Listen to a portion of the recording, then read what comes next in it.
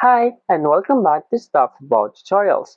In today's video, we're going to talk about on how to see your notification on Fiverr. Maybe you want to know where to see your notification on Fiverr so that you are keep updated to your orders.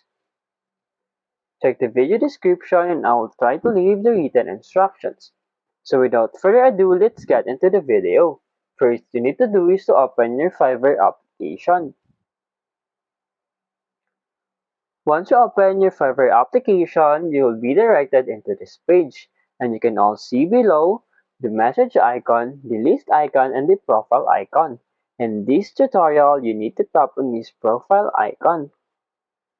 Once you tap on this profile icon to see your notification, simply tap on this bell icon at the right corner of your screen. And then here, you'll see your account notification. You can also see here the earlier notification. There you go. If you wanted to know on how to see your account notification on Fiverr, that is the easiest way I know how. If you know another way to see your notification on Fiverr, leave a comment below. Also, be sure to subscribe for more videos.